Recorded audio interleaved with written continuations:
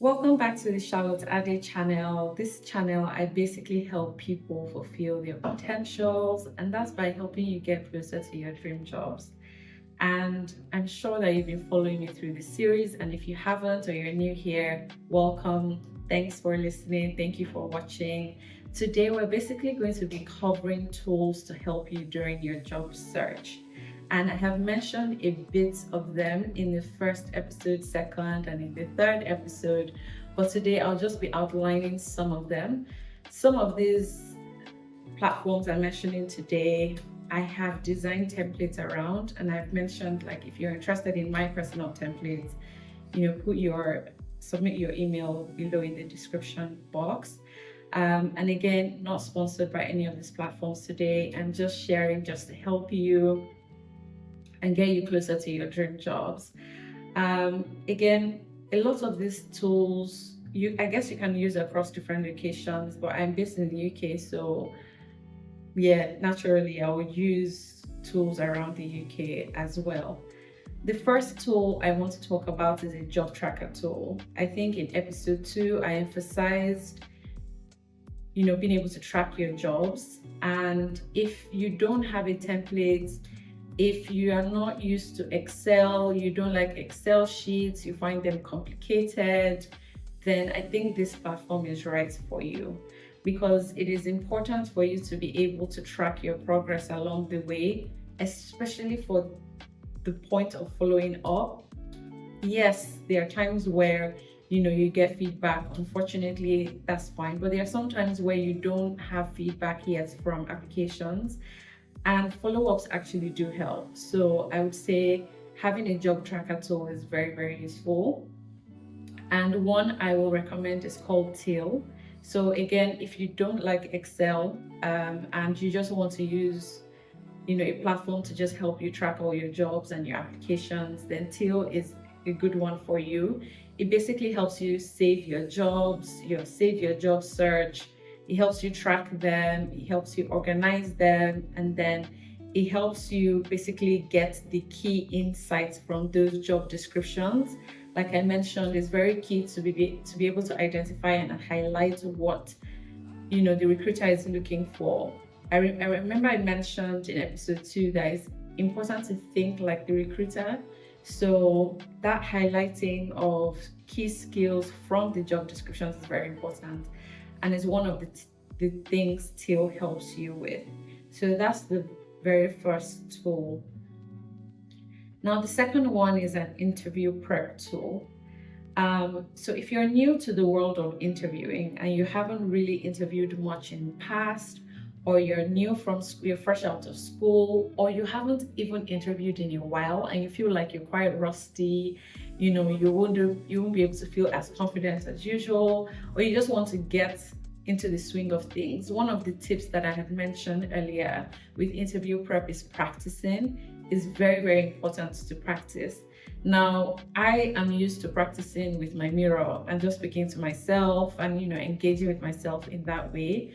But if you don't have the guidelines, especially when it comes to questions that you should be asking yourself, then I would say this tool can be useful for you. And the first one is Interview Prep AI.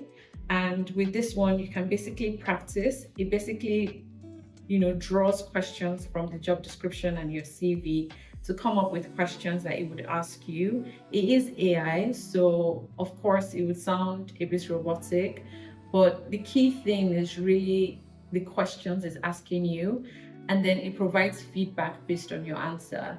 So I feel like this is a very, very good tool for you to practice with, especially if you're new to interviewing or you've been rusty and you just want to see how you're doing from an objective point of view. Getting objective feedback is quite key. So I'll say that this interview prep AI is something that is very useful. I think Google has a similar platform. If you're in the tech space, Right Join is quite useful. So if you're a product manager, designer, you're into UX or tech sales, then Right Join is a better platform for you. And again, a paid service, but it basically helps you practice, comes up with questions that has been gathered, over time through hiring managers, recruiters, around those fields. So it would actually give you like for like type of questions that could possibly come up in your interview, so that it just helps you get comfortable. So that's another platform for interview prep. So those two platforms can be useful. Again, if you don't have the budget for any of these tools, I would say, put in the job description. As I mentioned in episode 3, put in the job description, ChatGPT, for instance, or any AI tool that you use, and ask the tool to basically pull out questions for an interview, and then you can practice with a human being. Like, it's not by force to use any of these platforms. You can practice with a friend, with a human being, anyone, or plain old mirror like I do. I don't like practicing with people. I'm shy. If I get to interview, I'm not shy. But with my friends, I'm shy. So I don't like practicing with my friends. I would rather use the mirror and then I face whoever I'm interviewing, because if I don't get the job, chances of me seeing them are slim, right? So yeah, they're a stranger. But if I get the job, then they become my colleagues. So I'm not shy in that sense. But if you are, then I would say that these tools will be helpful for you. And thirdly, for job search tool, personally, I would rather you use, the natural tools to actually search, like job boards, LinkedIn, like we mentioned, Indeed, Read, Monster.com. I would much rather you use those tools. But I remember that in episode 2, or was it episode 1, we talked about being the first to apply and thinking like a recruiter. So we mentioned how it's very important that, first come, first serve is kind of like a thing. Not necessarily, it doesn't apply all the time, but there's a lot more focus because of attention span on the first few applications that come in. And I showed you how to do this on LinkedIn. However, if you're lazy and you can't do it for every job, you can't do it for every organization, or you can't do it every day, and you just want one tool that will summarize all the jobs that are hot in the market, fresh off the boat, then I would say this tool will be useful for you, and it's called First to Apply. It basically scraps all the jobs related to what you're interested in that have been uploaded on the internet within 24 hours. So this platform will basically just give you an email alert. Yeah, it will give you an email alert. So if you can just log on, then you see all the jobs there. But I believe that it gives you an email alert with all the listings of jobs that are similar to what you're looking for and are just recently posted. And like I said, I think that this is a very, very useful strategy in your job search, to target jobs that have recently been posted and get in there on time. So this is a very useful tool for you. And it's basically firsttoapply.com. So you can basically go on there and search. Again, it's not compulsory. You can basically use the method that I showed in my initial video, just detailing how to do that on LinkedIn. And if you did not watch that video, please go to that video. Great. I think the last one I really want to talk about today is researching about the organization, which is company reviews. And we discussed earlier that yes, you're looking for a job, but please and please, out of desperation, don't just rush into any organization. It's important for you to do your research. We talked about job prep in episode 2 and how you have to do your research into the organization, their mission, their values. Those are things that have to resonate with you as an individual. However, if you want to get a better sense of what it looks like, I would say a platform to look at is Glassdoor. And ex-employees or current employees usually post reviews about the organization, the pros and the cons there. I would say take this with a pinch of salt, because I would say many people use that platform to vent, and not in a positive way. Disgruntled employees use that platform a lot. So I would say take it with a pinch of salt. what is actually much more useful and helpful is actually reaching out to employees directly on LinkedIn and hearing about their own experiences and seeing if they're happy to have a chat with you to just share, their thoughts around the organization and how they actually really feel. Sometimes they might be honest, sometimes they may not be, but I think you're better off just reaching out to employees directly than Glassdoor. Like I said, Glassdoor can be mixed. But if you don't have the opportunity to speak to someone, Glassdoor is basically the right place to just look at and just see what people are saying. Because again, you want to be careful where you work. You want to be working in the right organization. You want to be working with the right team. So that's a platform I would say that you should go to when you're checking or sourcing a company out.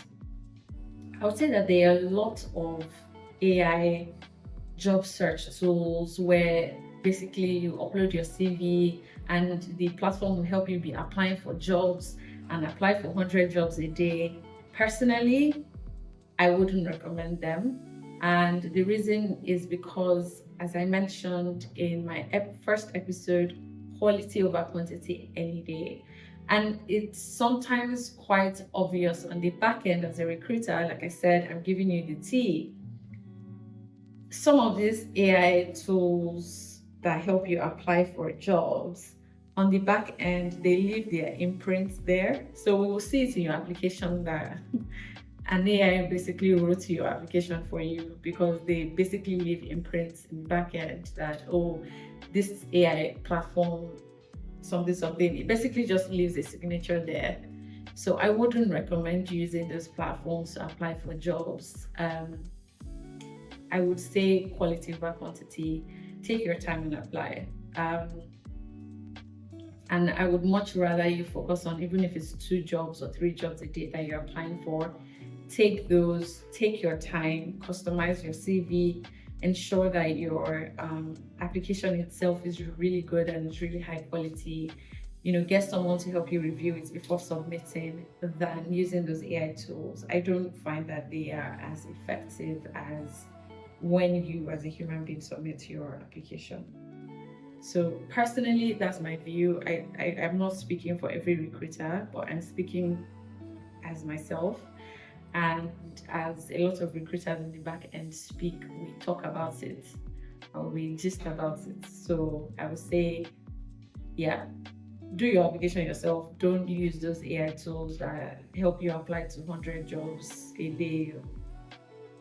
Yeah, that's all I'll say on that piece. But yeah, that's it for today. Another short video. I just wanted to bring to your attention a few tools that can be helpful for you during the job search. And if you've gotten to the end of the video, thank you so much. Thank you for listening. Thank you for taking the time. Please share if you have anyone who is, in this journey, searching for a job, trying to change a job, or in unemployment at the moment. I promise it gets better and you will get the job. So like this video, subscribe, comment if you have any other useful tools that are not just AI applying for jobs. If you have any other tools that are helpful to anyone, please drop them in the comment section as well. Or if you've used any of the tools I mentioned in this video. Again, thank you, and I'll see you in the next video.